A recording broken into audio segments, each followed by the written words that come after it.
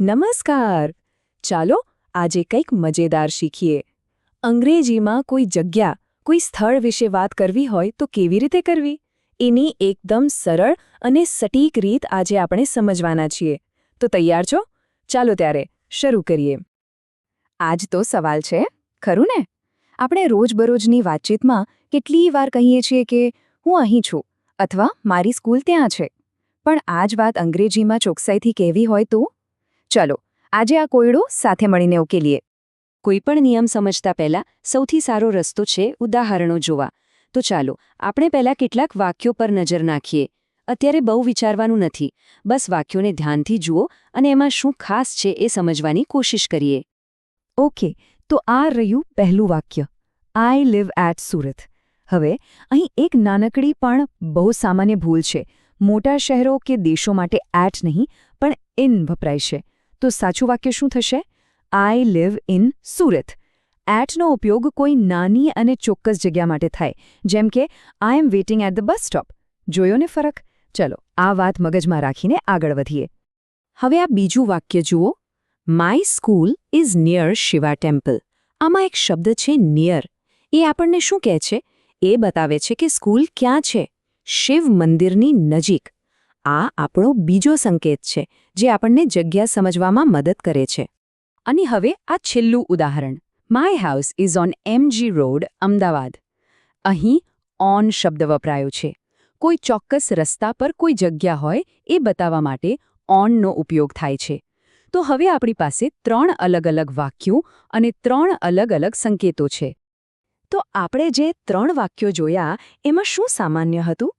તમે નોંધ્યું? ત્રણેય વાક્યો કોઈકને કોઈક જગ્યાનું વર્ણન કરી રહ્યા હતા.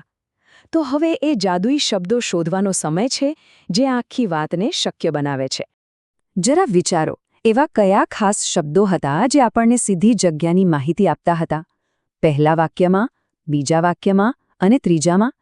એ કયા શબ્દો છે જે કોઈ વ્યક્તિ કે વસ્તુને કોઈ જગ્યા સાથે જોડી રહ્યા છે? અરે હા, એ શબ્દો. At, on, near, to, between, among, in front of, back. આ એ જ ચાવીરૂપ શબ્દો છે. એમને prepositions of place પણ કહેવાય છે.